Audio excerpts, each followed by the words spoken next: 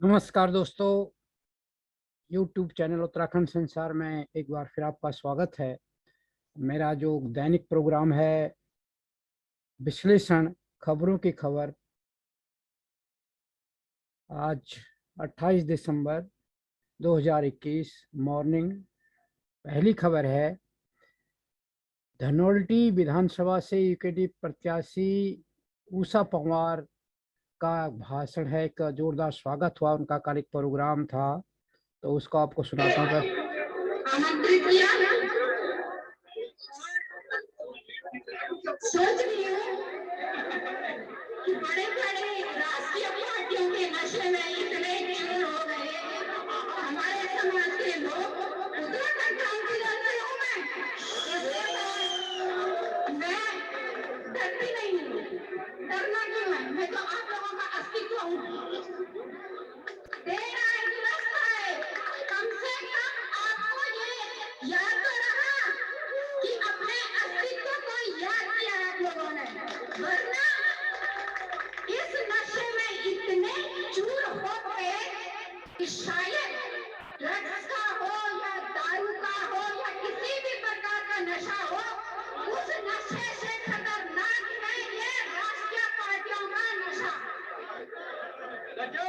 हो सकता है मेरे शब्द जो है ना सुई भी काट चुके, क्योंकि मेरे बीच में यहाँ बड़े बड़े नेता लोग बैठे हैं। मैंने इसीलिए बड़े भाई राणा जी को बोला, मैंने कहा सबसे बाद में बोलूंगी मैं, क्योंकि उषा पंवार है और वो भी उत्तराखंड क्रांति दल की कार्यकर्ता। उसको सुनने के लिए ना बहुत बड़ा जिगरा चाहिए। उत्तराखंड की बेटी हूँ, धनोल्टी विधानसभा की ज्ञानचूड़ी हूँ। बहुत कुछ सीखा है मैंने आप लोगों के बीच में रह के, और मैं देख रही थी काफी देर से कि महिलाएं जो आई हुई थी बेचारी बहुत लोग चले गए, क्योंकि हमें मौका कहाँ मिलता है। बड़े बड़े लोग आए थे भाई, उनका स्वागत तो करना ही था। हम जैसे छोटे कार्यकर्ताओं की तो कहाँ गिनती, लेकिन कहते हैं झुंड में ना घोड़े गधे जैसे भी होते हैं ना, सब झुंड में खड़े होते हैं, लेकिन अकेले रहने की औकात उसकी होती है जिसके अंदर जिगर होता है।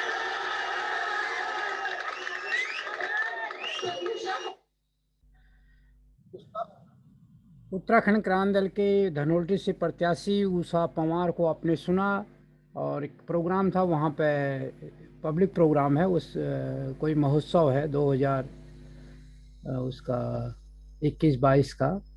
तो उसमें इसमें इन्होंने बुलाया गया होगा, हिस्सा लिया है, और पार्टी के नेता भी आए होंगे। तो यहाँ पे जो एक बात उन्होंने रखी, जो भावनाएं उन्होंने रखी कि लोगों के अंदर जो नशा है, अब ये बात बहुत अच्छी, बहुत गहरी बात उन्होंने की है कि शराब के नशे से ज़्यादा लोगों के अंदर राष्ट्रीय पार्टियों का नशा है, और इसी को राष्ट्रीय दल बार बार भुनाते रहे हैं कि उत्तराखंडी लोग राष्ट्रवादी हैं। राष्ट्रवादी लोग हैं तो इसका मतलब ये नहीं कि अगर कहते हैं ना बकरी पाती खात है उसकी खींची खाल, जो नर बकरी खात है उसका क्या हो हाल। तो अगर उत्तराखंड के लोग राष्ट्रवादी हैं तो उनको इतना भोला समझकर उनकी इतनी उपेक्षा भी नहीं की जानी चाहिए कि आज उत्तराखंड के गांव खाली हो गए हैं। तो जो लोग ये बात करते हैं उनको वो राष्ट्रवाद नहीं देखते। वो कितने राष्ट्रवाद हैं, वो अपनी राष्ट्रवादिता दिखाएं।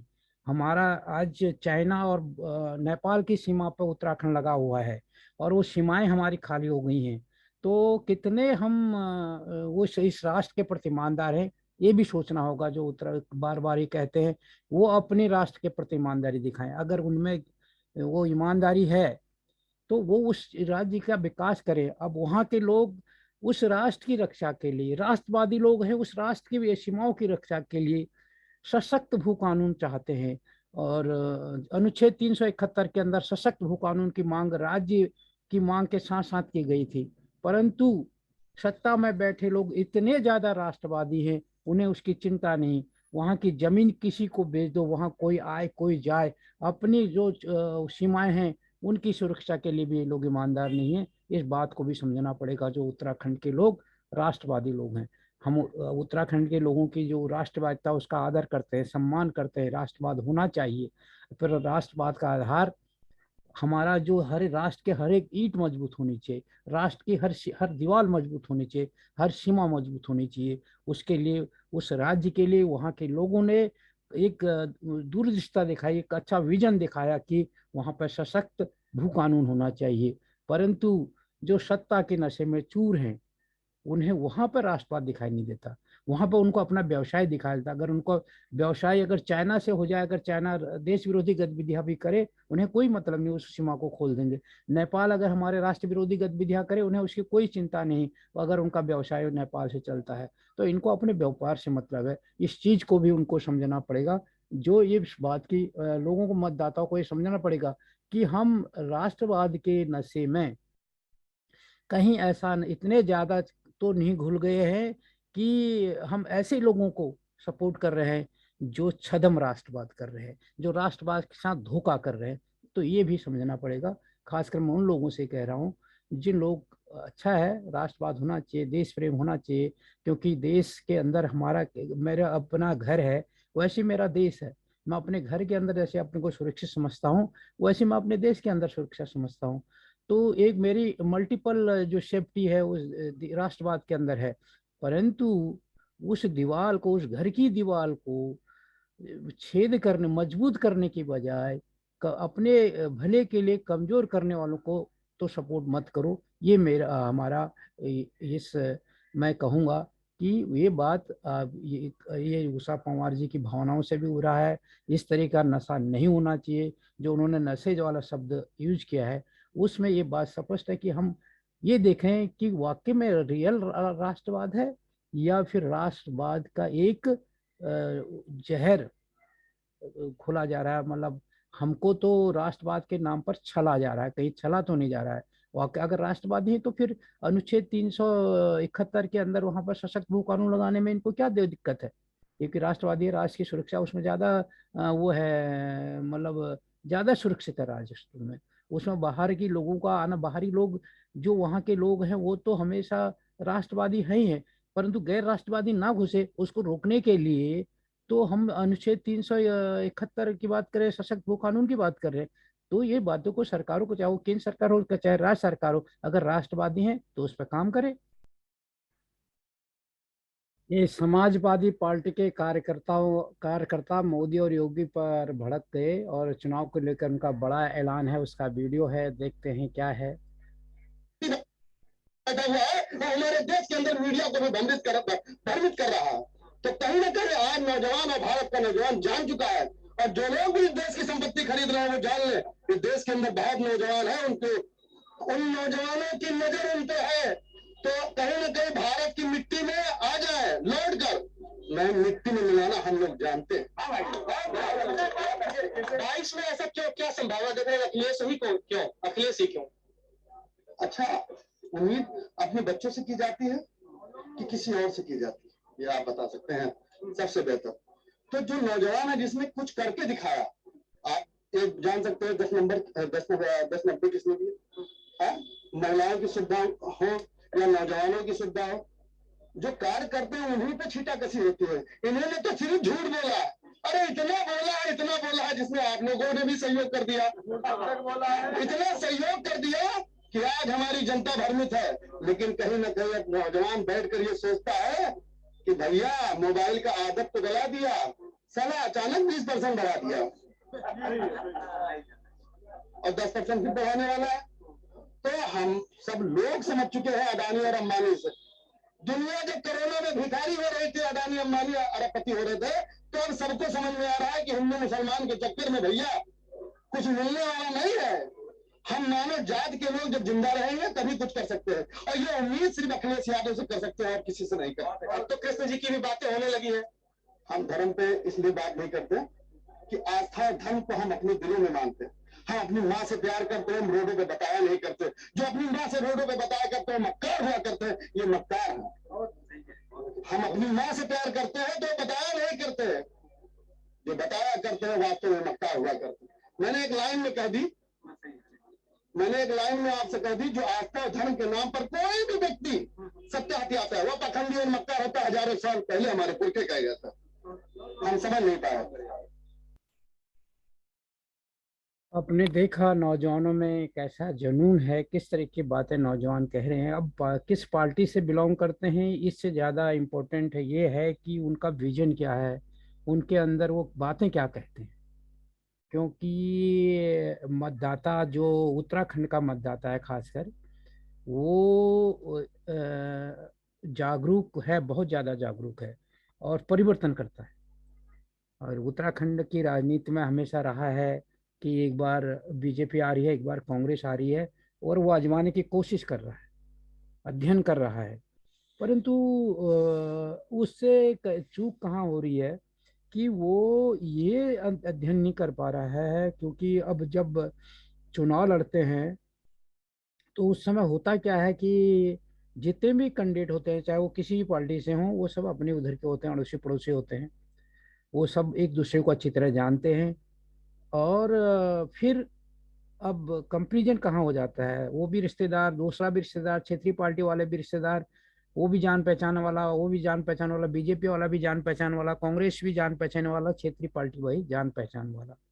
अब क्या होता है, जो जिनके पास संसाधन ज्यादा होते हैं वो उस चीज में फिर क्षेत्रीय पार्टी को पीछे छोड़ जाते हैं। और फिर संसाधन भी इतने ज्यादा होते हैं, वो इतने नशे में डुबो देते हैं। अब जो ये नशे की लत है, अभी जब मैंने उषा पवार की बात करे हैं, एक तो शराब का नशा करा देते हैं, और उस शराब के नशे और पैसे का नशे के चक्कर में कुछ पार्टियों को इसलिए भी राष्ट्रीय पार्टी, कुछ लोगों को इसलिए भी राष्ट्रीय पार्टियों का नशा है। और दूसरी चीज, जब क्षेत्रीय बात की बात आती है, जब अपने क्षेत्रीय पार्टी को जिताने की बात आती है, तो फिर ये जो कैंडिडेट होते हैं राष्ट्रीय दलों के, ये भी कहते हैं हम भी तो यहीं के हैं, हम भी तो इसी क्षेत्र के हैं। अब यहाँ पे एक बात समझनी पड़ेगी कि जो बारीकी मतदाता को सोचना चाहिए, एक तो हमें सोचना चाहिए कि विजन क्या है इनके अंदर, और इन पार्टियों का विजन क्या है। जब कैंडिडेट को हम बताते, क्योंकि कैंडिडेट जब निर्णय लेगा तो उसको पार्टी का जो निर्णय है वो प्रभावित करेगा। तो पार्टी का जो उसके अंदर, एक पार्टी के अंदर उसका वजूद क्या है, वो क्या पार्टी को अपनी पार्टी उसके हिसाब से निर्णय लेगी, या पार्टी अपने पार्टी के ऊपर उसकी ऊपर उसकी कोई पकड़ नहीं है। पार्टी जब चाहे उसको पार्टी के लिए वो केवल मोहरा है, कहीं ऐसा तो नहीं है। दूसरी चीज, चुनाव के दौरान और एक अध्ययन और करना पड़ेगा उत्तराखंड के मतदाताओं को कि क्या यह पार्टी को इन उम्मीदवारों पर, अपने लोगों पर भरोसा है। अगर पार्टी के लोगों को अपने लोगों पर एक पल का भरोसा नहीं है, पार्टी दिल्ली दिल्ली से अपने लोगों को भेज रही है वहां पर चुनाव लड़ाने के लिए, दिन रात दिल्ली से जाके पार्टी के बड़े बड़े नेता वहां काम कर रहे हैं, तो फिर कल राज्य चलाने पर राज्य का मतदाता 5 साल के लिए इन पर क्यों भरोसा करे। ये भी मतदाता को सोचना पड़ेगा। क्योंकि अगर कभी तो फिल्मी स्टार आ जाते हैं, कभी कोई खिलाड़ी बड़ा आ जाता है, और कभी स्टार प्रचारकों की एक लंबी लंबी सैकड़ों स्टार प्रचारकों की लिस्ट हो जाती है। तो भैया जब चुनाव, एक पल का चुनाव, पार्टी का कि नैया पार लगाने के लिए एक पल का भरोसा जिन पर नहीं है, तो मतदाताओं को सोचना पड़ेगा कि हम इनको 5 साल के लिए राज सौंपने का भरोसा क्यों करें, ये भी सोचना पड़ेगा।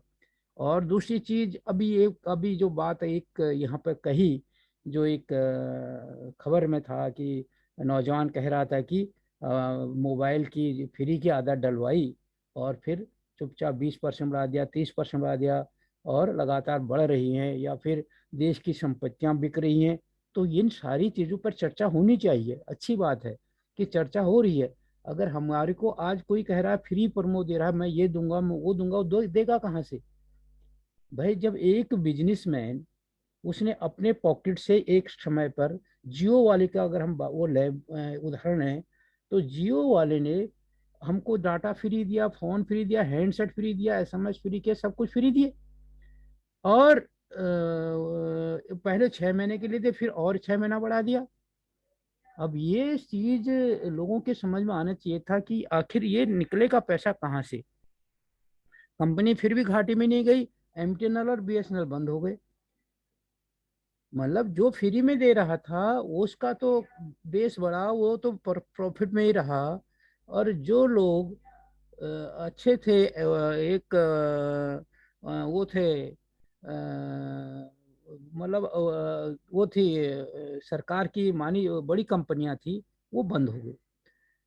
तो अब क्या है कि वो तो बंद हो गई, जिन पर जो पब्लिक सेवा के लिए थी, जिनको गरीब का भी ध्यान था, अमीर का भी लिए भी काम कर रहे थे, दूर दराज के क्षेत्र का के लिए भी काम कर रहे, चाहे वो बीएसएनएल हो चाहे एमटीएनएल हो, हर जगह पहुंचने की कोशिश कर रहे थे। उन्हें प्रॉफिट और लॉस का से ज्यादा सेवा पे उनका फोकस था, तो उनको तो हमने बंद करा दिया। अब स्थिति क्या हो गई, अब हम उनके गिरफ्त में आ गए। अब वो मन चाहे बढ़ा रहे हैं। अब हर महीने का अगर आप सिंपल सा पैक लेते हो तो आपको 200-250 रुपया खर्च करने हैं। तो ये स्थिति आ गई है। और इसी तरह की राजनीति अब, व्यापारी राजनीति, राजनीति में भी इस तरह का तरीका आ गया कि पहले फ्री का प्रलोभन दो और फिर अलग दूसरे तरीके से कर लेंगे, क्योंकि वो न कहीं तो हमारे तेल तो तिलों से ही निकलेगा। तो ये भी सबको समझना पड़ेगा कि पहली चीज कि क्या इनको, हम जिन पर भरोसा कर रहे हैं, इन पर इनके पार्टी वालों को भरोसा है या नहीं है। अगर पार्टी वालों को भरोसा है तो फिर ये उनको वहां क्यों कर रहे हैं। पार्टी वालों को अगर इन पर भरोसा है तो फिर छोड़े, फिर यहाँ डेरा डाल के पार्टी वाले इनके लिए काम क्यों कर रहे हैं। वो काम कर रहे हैं। अगर सारी टीम दिल्ली से आके यहाँ काम कर रही है और इन पर एक पल का भरोसा नहीं है, तो फिर मतदाता इन पर इनको 5 साल राय सौंपने का भरोसा कैसे कर सकता है। ये भी मतदाता को समझना पड़ेगा। ये भूमि डायलॉग ने उत्तराखंड क्रांति दल यूकेडी के घोषणा पत्र में क्या लिखा है, उसमें एक वीडियो जारी किया है। तो देखते हैं उसमें क्या है, क्या यूकेडी ने उस अपने घोषणा पत्र में दिया है।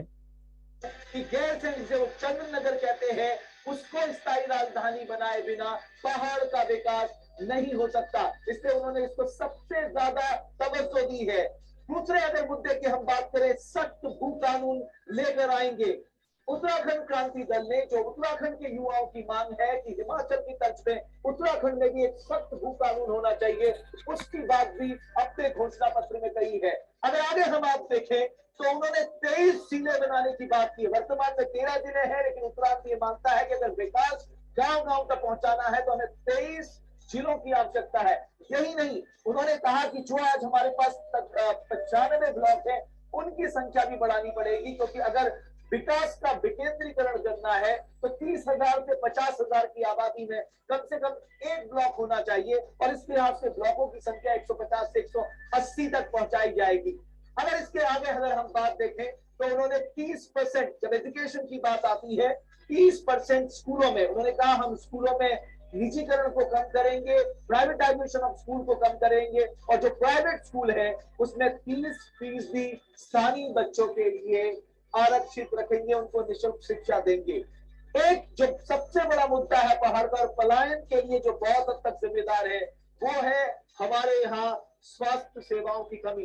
और इस लिहाज से सबसे ज्यादा जरूरत होती है मानव संसाधन की, और यूकेडी ने यहाँ पर कहा है कि डॉक्टर्स, नर्सिंग, पैरामेडिकल स्टाफ, यानी वो हॉस्पिटल को मजबूत बनाएंगे, अच्छी स्वास्थ्य सेवाएं लोगों तक पहुंचाएंगे। आगे अगर हम देखें, जो सबसे बड़ा मुद्दा है खेती के लिए प्रोत्साहन राशि, यानी आप अपने घर में काम करने के साथ साथ अपने खेतों में काम कर सकते हैं, इसके लिए आपको प्रोत्साहन राशि दी जाएगी ताकि पहाड़ की खेती बची रहे, किसानों को कुछ आमदनी हो जाए, और जो वो अपनी उपज कर रहे हैं उससे भी उन्हें आमदनी हो जाए। इसके लिए उन्होंने प्रोत्साहन राशि देने की घोषणा की है। और सबसे बड़ी बात जो उन्होंने प्रदेश की महिलाओं के लिए कही है उत्तराखंड क्रांति दल ने, कि एक अलग महिला नीति लेकर आएंगे, जिसमें महिला सशक्तिकरण, महिला के स्वास्थ्य की बात, महिला के आर्थिक स्वावलंबन की बात इस महिला नीति में उन्होंने कही है। आगे अगर हम बढ़ते हैं, युवाओं को रोजगार की गारंटी दी जाएगी। हम सब जानते हैं 2022 में सबसे बड़ा मुद्दा, और देवभूमि डायलॉग के सर्वे में भी ये बात सामने निकल कर आई है कि बड़ी युवा आबादी मानती है कि बेरोजगारी से वो परेशान है, और इस बात को एड्रेस किया है यूकेडी ने। उन्होंने कहा है कि वो गारंटी देंगे युवाओं को रोजगार लाने के लिए। इसके लिए उन्होंने कई सारी बातें की हैं। मसलन अगर आप उद्योग लगा रहे हैं तो उसमें हमारे लोगों को प्राथमिकता मिले, छोटे उद्योग लगाए जाए, पहाड़ों में उद्योग लगाए जाए, छोटे लोकल इकोनॉमी को आगे बढ़ाया जाए। इन सब का जिक्र उन्होंने अपने मैनिफेस्टो में किया है। ग्राम स्वराज, महात्मा गांधी जी का नारा था ग्राम स्वराज का, और यही अगर आप देखेंगे यूकेडी ने भी इस संकल्प को दोहराया है। ग्राम स्वराज से मतलब यह है कि जब तक विकास आखिरी गांव के व्यक्ति तक नहीं पहुंच जाता तब तक वो विकास के कोई मायने नहीं है, और यही बात यूकेडी ने अपने संकल्प पत्र में दोहराई है। तो कुल मिलाकर अगर यूकेडी के संकल्प पत्र को हम देखें, उन्होंने भ्रष्टाचार मुक्त उत्तराखंड, माफिया मुक्त उत्तराखंड, ऐसी तमाम घोषणाएं की हैं। अब देखना दिलचस्प ये होगा कि यूकेडी के इस मैनिफेस्टो को लेकर खासकर जो उत्तराखंड का जन समुदाय है वो किस तरह से 2022 में यूकेडी के भविष्य को तय करता है।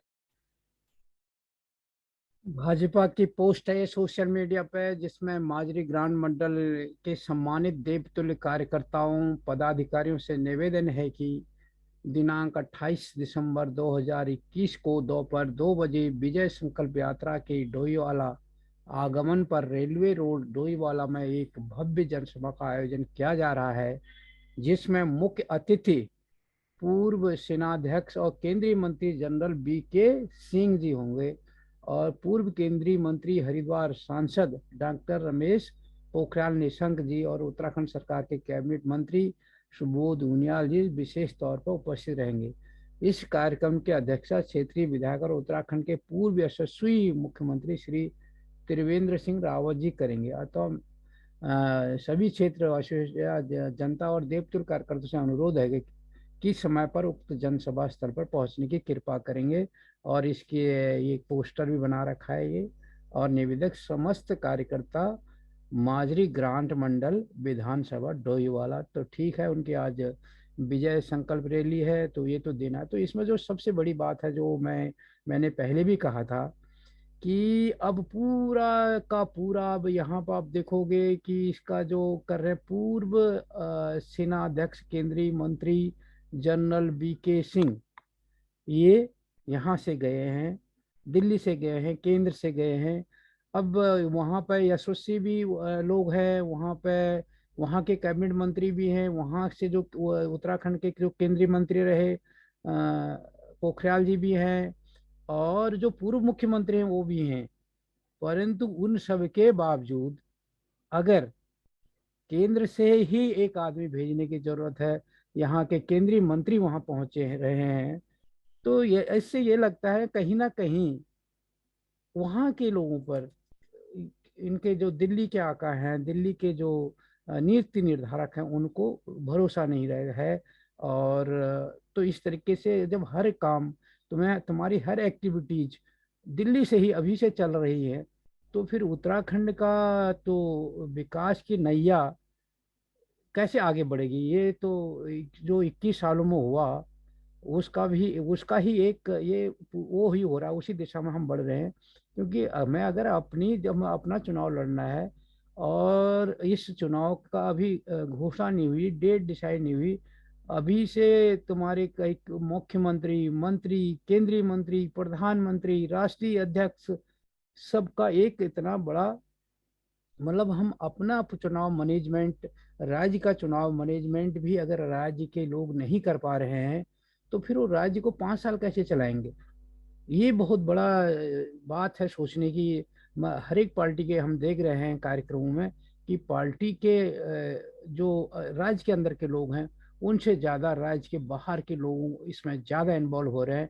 और वही होता है जब फिर राज्य के लिए नीतियाँ बनती हैं, तब भी बाहर के लोग ज़्यादा इन्वॉल्व होते हैं, और वो नीतियाँ फिर राज्य के लिए राज्य को विकास के बजाय विनाश की ओर ले जाती हैं। क्योंकि उनको राज्य का इतना ज्ञान नहीं होता, राज्य की परिस्थितियों का इतना ज्ञान नहीं होता, इसलिए राज्य की जो नीतियां होती हैं राज्य के अनुकूल नहीं बन पाती हैं। ये उत्क्रांत लाओ, देवभूमि उत्तराखंड को बचाओ, एक पोस्ट है, उसमें ये क्या कह रहे हैं उक्रांत से जुड़े हुए लोग।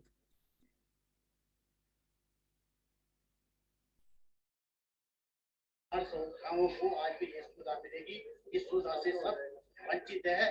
और ये निकम्मी सरकार का युवाओं के प्रति न कोई रोजगार, न उद्योग, न धंधे, न शिक्षा, न स्वास्थ्य, किसी पर भी कोई ध्यान नहीं है। और हमारी जनता आज कह रही बेरोजगार, बेरोजगारी के लिए सब नवयुवक घूम रहे, दिल्ली जा रहे, पंजाब जा रहे, जब यहाँ रोजगार के हजारों साधन है।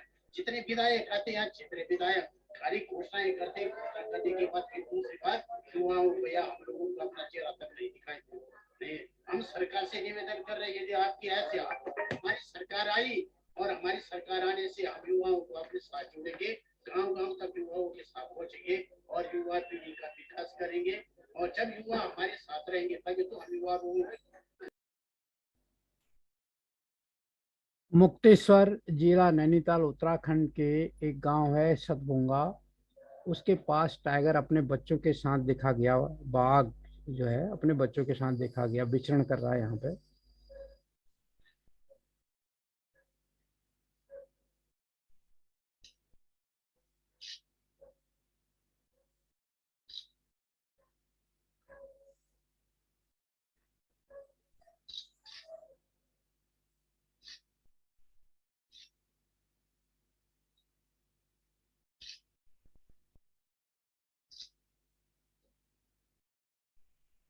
ये है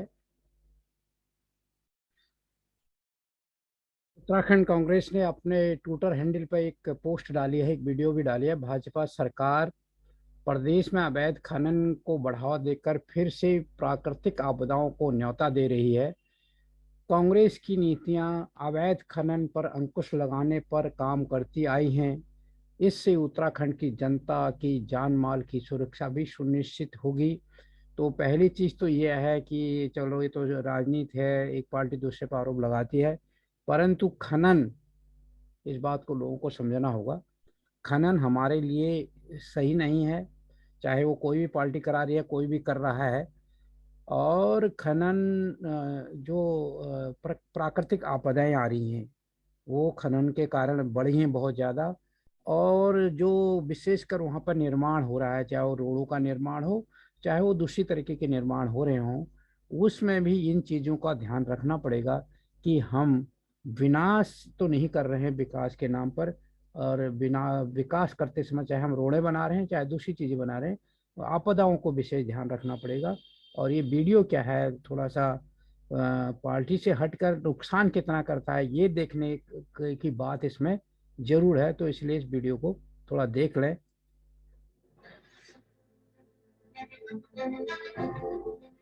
उत्तराखंड की धरती कई बार विध्वंसक प्राकृतिक आपदाएं झेल चुकी है, जिसके कारण यहाँ के लोगों को भयंकर तबाही का सामना करना पड़ा और इसके साथ ही यहाँ की पर्यटन व्यवस्था भी चरमरा गई। भाजपा सरकार एक तो पर्यटन व्यवस्था को सुदृढ़ करने में नाकाम रही और ऊपर से प्रदेश में खनन माफियाओं के साथ सांठगांठ कर पहाड़ी इलाकों में धड़ल्ले से खनन का काम करवा रही है। प्रदेश में काफी समय से अवैध खनन का काम किया जा रहा है। भाजपा सरकार यह काम करवाकर फिर से प्राकृतिक आपदाओं को न्योता दे रही है। अवैध खनन को लेकर कई बार यहाँ की जनता और कांग्रेस ने सरकार को चेताया है, पर भाजपा सरकार खनन माफियों के साथ मिली हुई है और प्रदेशों के लोगों की सुरक्षा को दरकिनार कर रही है। कांग्रेस उत्तराखंड के पर्यटन व्यवस्था को सुदृढ़ करने के लिए हमेशा से ही तत्पर रही। कांग्रेस अवैध खनन के काम को कभी बर्दाश्त नहीं करेगी, क्योंकि यह उत्तराखंड की जनता की सुरक्षा के साथ खिलवाड़ है। चुनाव में ही सही, परंतु खनन जिसको लेकर वहाँ पर क्षेत्रीय संगठन लगातार लड़ता रहा है, लगातार संघर्ष करता रहा है कि खनन वहाँ पर होना नहीं चाहिए। निर्माण जो भी होता है, चाहे वो सड़कों का हो, चाहे विकास के नाम पर, ऐसी बातों का ध्यान रखना चाहिए, विनाश ना हो। क्योंकि पहाड़ का पर अगर हम किसी तरीके के इस तरीके के कंस्ट्रक्शन और मतलब खनन जैसी कोई बात करते हैं तो वो पहाड़ पर तबाही और भूस्खलन के चांसेस बहुत बढ़ जाते हैं, आपदाएं बहुत बढ़ती हैं। इस बात को समझना बहुत जरूरी है।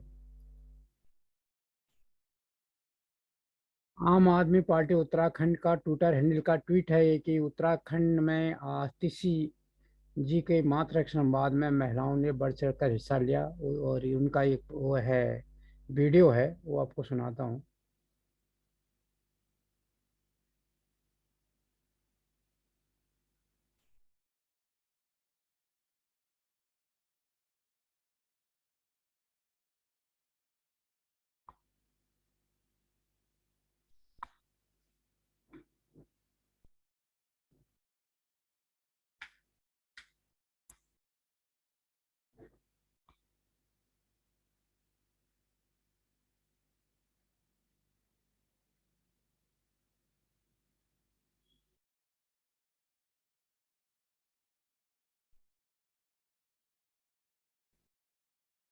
वीडियो नहीं चल रहा है। इसमें वो जो महिलाओं को 100 रुपया महीना देने के लिए बात कर रही है कि हमने बहुत सम्मान योजना की है, काफ़ी दिल्ली मॉडल की बातें यहाँ पर हो रही हैं। तो खासकर दिल्ली और उत्तराखंड की जहाँ तक हम बात करें, तो दिल्ली और उत्तराखंड में बहुत ज़्यादा अंतर है। दिल्ली एक बहुत छोटा सा स्टेट है, जहाँ पे कई मशीनरियाँ काम कर रही हैं। सदियों से दिल्ली देश की राजधानी रहा है और ये संवरता रहा है। और दिल्ली को आज नहीं संवारा जा रहा, दिल्ली को सदियों से संवार रहे हैं। जिसको जितना मौका मिला उसने उतना दिल्ली की, क्योंकि दिल्ली राजधानी है, दिल्ली में राष्ट्रीय और अंतर्राष्ट्रीय गतिविधियां बहुत होती हैं। यहाँ पर केंद्र सरकार बैठती है, यहाँ पर देश का राष्ट्रपति बैठता है, प्रधानमंत्री बैठता है। जो सारे सरकारी ऑफिस उनके हेडक्वार्टर यहाँ पे हैं। तो इसलिए दिल्ली में हर चीज़ बेहतर होना एक स्वाभाविक चीज़ है। और दिल्ली बहुत छोटा है, उत्तराखंड के 2 विकास खंडों के बराबर भी दिल्ली का क्षेत्रफल नहीं है। दिल्ली में जो ट्रैवलिंग है, दिल्ली का मुख्यमंत्री 1 घंटे में नहीं, आधे घंटे में दिल्ली के एक कोने से दूसरे कोने में जा सकता है। तो दिल्ली की तुलना या दिल्ली का कंपैरिजन उत्तराखंड से है ही नहीं। उत्तराखंड दिल्ली से 40 गुना से भी ज़्यादा बड़ा है। उत्तराखंड की जो आय है वो दिल्ली से 1/3 से कम है। उसका मेन कारण यह है कि दिल्ली का हर आदमी आर्थिक गतिविधियां करता है, और आर्थिक गतिविधियों के माध्यम से सरकार को जो इनडायरेक्ट टैक्स आता है, अप्रत्यक्ष कर के रूप में जो सरकार के कोष में पैसा जाता है, वो समझो पैसे की बारिश होती है।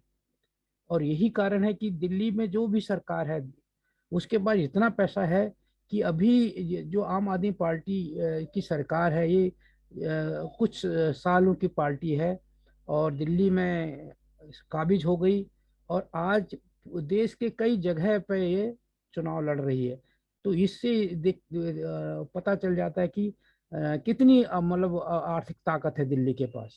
और जबकि उत्तराखंड में वो है ही नहीं, आमदनी ही नहीं है, वहाँ के लोग पलायन कर रहे हैं, उत्तराखंड खाली हो रहा है। और दूसरी चीज, अब जब हम कंपेरिजन वहाँ पे जो एक ये जो आर्थिक कमजोरी है उत्तराखंड की या लोगों की, उनको 1,000 रुपया या फिर जो बिजली फ्री की बातें हो रही हैं, तो लोगों को तो ये अच्छा लगेगा, क्योंकि अब कुछ भी अगर जिसके हाथ में कुछ नहीं हो उसको कुछ मिल जाए तो उसे अच्छा लगता है। परंतु जब सरकार के बाद एक जिम्मेदार व्यक्ति की बात होती है, क्योंकि ये है तो नहीं कि हमें एक तात्कालिक रिलीफ वाली बात तो होनी नहीं चाहिए। अगर हम एक सरकार बना रहे हैं तो सरकार को एक सुदृढ़ व्यवस्था देनी चाहिए, एक उनको इम्प्रूवमेंट करना चाहिए लाइफ में। और वो इम्प्रूवमेंट होगा जब तक हम उनको एक कोई सेटअप बना के ना दें, वहाँ के विकास का विजन बना के ना दें। अब वो विजन अब ये लोग कहीं नहीं दिखा पा रहे हैं। बस हम ये करेंगे, हम वो करेंगे, हम इतने रुपए फ्री दे देंगे, हम बिजली फ्री कर देंगे, हम बेरोजगारी भत्ता दे देंगे, 1,000 रुपया महिलाओं को दे देंगे, महिला अपने को सम्मानित समझेगी, किसी को होगा उसको पैसा देना पड़ेगा, हर महीने उसके खाते में आ जाएगा। इस तरह के लुभाने वाली बातें तो जब होती हैं, तो रिलायंस ने जब जियो ने जब लॉन्च किया था अपना वो मोबाइल नेटवर्क, तो उसने भी ऐसे कहा था कि उसने तो ये सारी चीज़ें फ्री दी थी, फ़ोन तक फ्री दे दिया था। और आज देखें कि हर महीने हम लोगों को जेब से कम 200 रुपये चाहिए, तब आप मोबाइल चला सकते हो। तो इस तरीके की मजबूर, ये तो ये हुआ कि हर आदमी को पहले अपने नेटवर्क में उसको फंसाना, जाल में नेट में फंसाना, और उसके बाद फिर देखी जाएगी। तो इस तरीके का अगर एक जो लोग सरकार बनाने की बात कर रहे हैं, जो लोग वहाँ पर शासन करने की बात करें, अगर शासक मतलब क्या होता है कि वारिस टाइप का। अब वहाँ पर ये बात हो रही है कि जो लोगों का टैक्स है, लोग वहाँ पर लोग टैक्स ही कितना देते हैं वहाँ पे। दिल्ली में तो ये मान रख सकते हैं कि दिल्ली में तो हर आदमी हर एक्टिविटीज में टैक्स देता है, क्योंकि अगर उसको हर सुबह से ब्रेड भी खरीदता है तो ब्रेड पे भी टैक्स दे रहा है, दूध खरीदता है दूध पे टैक्स दे रहा है, अंडा खरीदता है तो अंडा पे टैक्स दे रहा है, कहीं भी ट्रेवलिंग करता है उस पर टैक्स देता है। तो दिल्ली में तो आदमी इंडायरेक्ट हजारों रुपया हर महीने हर व्यक्ति टैक्स देता है, और उससे सरकार के पास बहुत ज़्यादा पैसा आता है। उत्तराखंड में तो ये एक्टिविटीज है ही नहीं। तो इस चीज़ को भी समझना पड़ेगा। और जो मतदाता है, जब तक उत्तराखंड में गलती क्या हो रही है, जो हम बार बार कह रहे हैं कि उत्तराखंड का मतदाता परिवर्तन तो हमेशा कर रहा है, ऐसी कोई नई बात नहीं है, और इस बार भी परिवर्तन होगा। उत्तराखंड के हर चुनाव में परिवर्तन हुआ। उत्तराखंड का मतदाता पीड़ित है, परेशान है, चेंज चाहता है। और परंतु चेंज में उत्तराखंड के मतदाता को हमें ये बार बार ये कहना चाह रहे हैं कि ये भाई थोड़ा देख कर चलो, आगे ही नहीं पीछे भी, ऊपर ही नहीं नीचे भी, क्योंकि चारों तरफ से उत्तराखंड का मतदाता वो कर रहा है। वो पीछे वाले को अगर वो करता तो वो आगे वाले की तरफ आगे भाग रहा है, तो आगे देख रहा है वो उससे भी खतरनाक है। और वो नीचे अगर ऊपर की तरफ भाग रहा है तो ऊपर देख रहा है खतरा है, तो नीचे देख रहा है उससे भी खतरनाक है। तो उत्तराखंड के मतदाता की हालत ये हो गई है। अब उसने दो दो बार या भाजपा को तो 3 बार मौका दे दिया है। अब उसको देखना चाहिए कि ऐसे लोगों को मत दें, क्योंकि हर बार वो क्या कर रहा है कि वो सोच रहा है अपने शायद ये कंपेरिजन कर रहा है कि कैंडिडेट को हराया जाए, जो उसने काम नहीं किया उस उम्मीदवार को हरा दिया जाए। परंतु सरकार हमें उम्मीदवार को हराने के साथ साथ देखना है कि सरकार बनानी है। सरकार किसकी बनेगी? सरकार जो इसकी बनेगी उसके पास उत्तराखंड के लिए क्या विजन है, क्या दृष्टिकोण है, उत्तराखंड के बारे में वो कितना जानता है। तो ये सारी चीज़ें वो मतदाताओं को समझनी पड़ेगी। और जब आज हालात ये है कि उत्तराखंड में जैसे आतिशी हैं, तो ये उत्तराखंड में कई दिनों से उत्तराखंड में हम देख रहे हैं कि इनके वहाँ पे ये सभाएं कर रहे हैं, मीटिंगें कर रहे हैं। तो हालात ये है कि वहाँ पे कि जो वहाँ के लोकल इनके लोग हैं, उनको इनको उन पर इनको पल भर का भरोसा नहीं है। इनको पता इनको है कि ये पार्टी के वहाँ पे पार्टी की नैया को डुबा देंगे। तो अगर वो पार्टी की नैया को वो अगर चला वहाँ पर चला नहीं, पार्टी को नहीं चला पा रहे हैं, तो राज्य को क्या चला पाएंगे?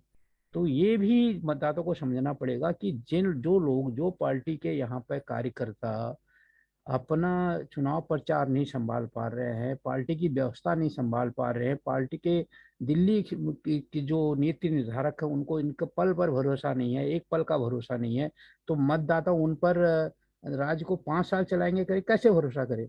तो ये भी मतदाता को सोचना पड़ेगा। जो बाहर से आकर यहाँ पे लगातार बाहर के लोग अगर प्रचार कर रहे हैं, प्रचार प्रसार और पार्टी की नीतियां सब बाहर के लोगों के कंट्रोल में जिन पार्टियों का है, तो पार्टियां फिर राज्य को कैसे चलाएंगे? क्योंकि कल को राज्य की व्यवस्था भी ऐसी होगा। और 21 सालों से क्या हो रहा है, यही चीज तो हो रही है, हम इसी व्यवस्था के तो शिकार हुए हैं।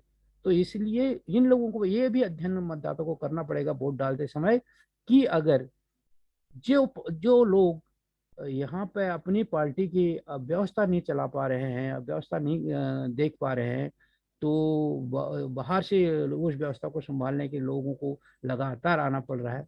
तो वो राज्य को कैसे उनको सौंपे हैं कि वो 5 साल चला पाएंगे? ये भी मतदाताओं को वोट डालते समय समझना पड़ेगा। और अगर यही होता रहा तो आगे भी जो लग रहा है, अगर इसी तरीके की राजनीति उत्तराखंड में हावी रही, तो उत्तराखंड का जो आने वाला समय भी जो पिछला 21 साल हुआ तो वैसा ही होगा। इसलिए थोड़ा सा मतदाता को गंभीरता से इस बार केवल बाहुबल, धन बल, चमक धमक ना देखकर विजन पर भी ध्यान देके मत करना चाहिए। उत्तराखंड क्रांति दल का ट्विटर हैंडल का ट्वीट है ये। भाजपा सरकार के मंत्रियों की लीक चिट्ठियों से रोज नए खुलासे हो रहे हैं।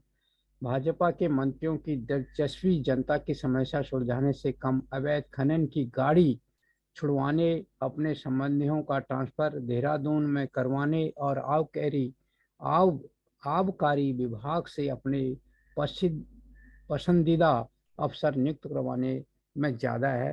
उसी के संबंध में कोई एक चिट्ठी होगी, साफ दिखाई नहीं दे रही है। तो ये चिट्ठी है। और दूसरा ट्वीट है उत्तराखंड क्रांति दल का।